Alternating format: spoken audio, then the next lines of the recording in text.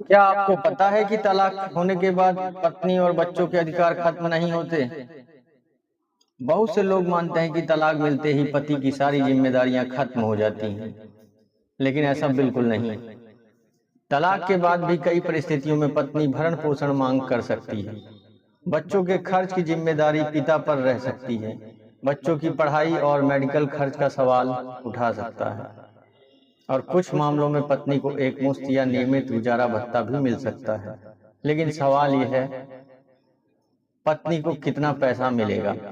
क्या नौकरी करने वाली पत्नी भी मेंटेनेंस मांग सकती है? बच्चों का खर्च कौन देगा? क्या तलाक के बाद पत्नी दोबारा शादी कर सकती है और शादी के बाद मेंटेनेंस मिलेगा? और क्या पति अपनी जिम्मेदारी से बच सकता है? आज की इस वीडियो में इन्हीं सवालों का जवाब आसान भाषा में समझेंगे। तो सबसे पहले जानते हैं तलाक के बाद पत्नी का सबसे बड़ा अधिकार। सबसे पहले बात करते हैं भरण पोषण यानी कि मेंटेनेंस की। वर्तमान कानून में भारतीय नागरिक सुरक्षा संहिता यानी बीएनएस की धारा 144 के तहत यदि किसी व्यक्ति के पास पर्याप्त साधन है और वह अपनी ऐसी पत्नी की देखभाल नहीं करता जो स्वयं अपना भरण पोषण करने में सक्षम नहीं है, तो मजिस्ट्रेट मेंटेनेंस का आदेश दे सकते हैं।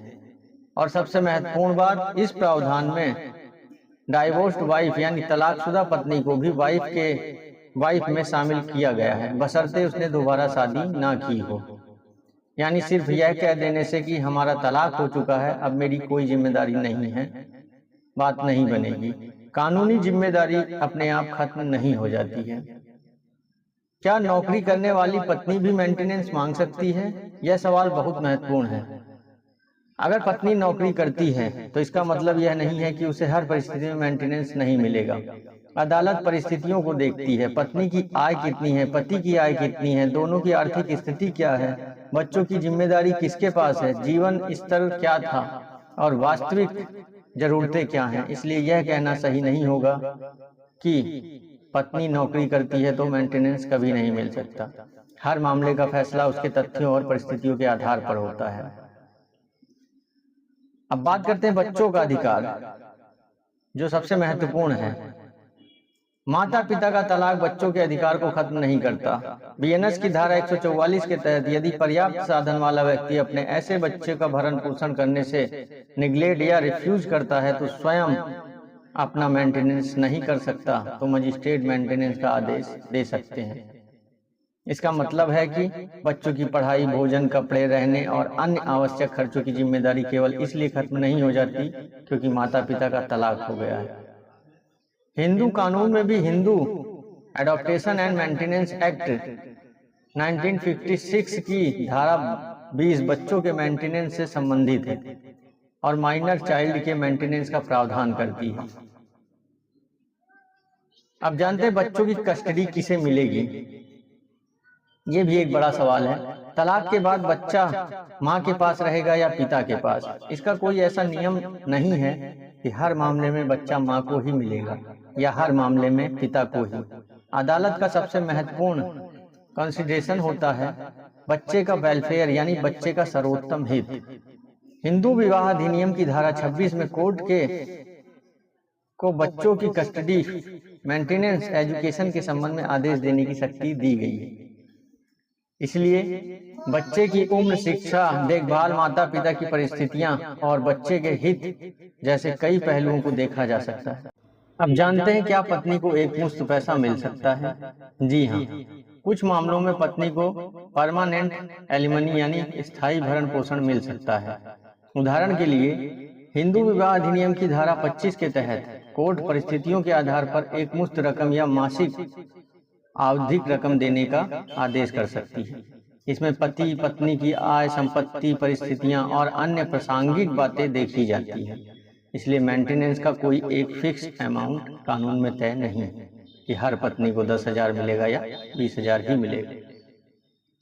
रकम हर मामले की परिस्थितियों के आधार पर तय होती है। वहीं अगर हम बात करें क्या तलाक के बाद भी मेंटेनेंस मिल सकता है, जिसको हम अग्रिम मेंटेनेंस कहते हैं, तो बहुत लोग सोचते हैं कि मेंटेनेंस सिर्फ मुकदमे के अंतिम फैसले के बाद मिलता है, लेकिन ऐसा जरूरी नहीं है। बीएनएस की धारा 144 में प्रोसीडिंग के दौरान अग्रिम मेंटेनेंस और प्रोसीडिंग के खर्च के लिए भी आदेश देने का प्रावधान है। यानी मामला चलने के दौरान भी अदालत परिस्थितियों के अनुसार अंतरिम सहायता का आदेश दे सकती है। अब जानते हैं क्या पत्नी दोबारा शादी कर ले तो मेंटेनेंस मिलेगा? यह भी बहुत महत्वपूर्ण सवाल है। बीएनएस की धारा 144 में डाइवोर्स्ड वुमन को वाइफ में शामिल किया गया है, लेकिन वह दोबारा शादी नहीं की हो। इसके अलावा धारा 146 में डाइवोर्स्ड वुमन के रीमैरिज की स्थिति में मेंटेनेंस ऑर्डर को कैंसिल करने का प्रावधान है। इसलिए तलाक के बाद दोबारा शादी करने की स्थिति में मेंटेनेंस का अधिक प्रभावित हो सकता है। अब जानते हैं क्या बच्चों का अधिकार भी मां की दूसरी शादी से खत्म हो जाता है? यहाँ एक बात बहुत ध्यान से समझिए, पत्नी का मेंटेनेंस और बच्चों का मेंटेनेंस दो अलग अधिकार है। सिर्फ इसलिए कि मां ने दूसरी शादी कर ली, यह मान लेना सही नहीं है कि बच्चे के पिता की जिम्मेदारी अपने आप खत्म हो गई। बच्चे की जरूरतों और परिस्थितियों के आधार पर कानून के तहत मेंटेनेंस का दावा अलग से देखा जा सकता है। वहीं अगर बात करें पत्नी को कितना मेंटेनेंस मिलेगा, अब सबसे ज्यादा पूछा जाने वाला सवाल कितना पैसा मिलेगा। इसका कोई एक फिक्स्ड फॉर्मूला नहीं है, हर मामले में अलग तथ्यों के आधार पर अमाउंट हो सकता है। अदालत आमतौर पर कई बातों पर विचार करती है, जैसे पति की वास्तविक आय, पत्नी की आय, पति और पत्नी की संपत्ति, बच्चों की संख्या, बच्चों की पढ़ाई का खर्च, मेडिकल खर्च, रहने का खर्च, परिवार की आर्थिक स्थिति, दोनों पक्षों की जिम्मेदारियां, अन्य रिलेवेंट परिस्थितियां। इसलिए अगर कोई व्यक्ति आपको कहे कि तलाक के बाद पत्नी को पति की इनकम का बिल्कुल 25% ही मिलेगा, तो ऐसी बात को बिना संदर्भ के सही नहीं माना जाता। क्या पति अपनी इनकम छिपाकर मेंटेनेंस से बच सकता है?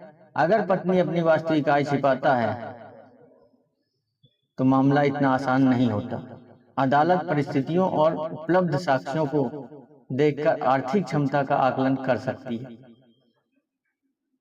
इसलिए मेंटेनेंस के मामले में केवल यह कहना कि मेरी सैलरी कम है पर्याप्त नहीं हो सकता।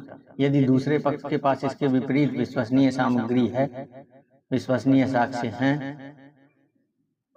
तो ये काफी नहीं होगा कि मेरी सैलरी कम है। अगर पति मेंटेनेंस नहीं देता तो क्या? अगर अदालत ने मेंटेनेंस का आदेश दे दिया और पति बिना पर्याप्त कारण के भुगतान नहीं करता, तो कानून में उस आदेश को एनफोर्स करने के लिए उपाय मौजूद है। बीएनएस की धारा 144 में आदेश का पालन न करने की स्थिति में रिकवरी और इम्प्रोचमेंट तक का प्रावधान निर्धारित कानूनी प्रक्रिया के अनुसार। इसलिए अदालत का मेंटेनेंस ऑर्डर केवल कागज का टुकड़ा नहीं होता। वहीं एक बहुत जरूरी बात, हर तलाक का मामला अलग होता है। यह वीडियो केवल सामान्य जानकारी के लिए है, क्योंकि भारत में हिंदू, मुस्लिम, ईसाई और अन्य व्यक्तिगत कानूनों तथा अलग अलग परिस्थितियों में नियम अलग हो सकते हैं। इसलिए हर परिस्थितियां अलग हो सकती हैं। किसी योग्य वकील से सलाह अवश्य लें। धन्यवाद।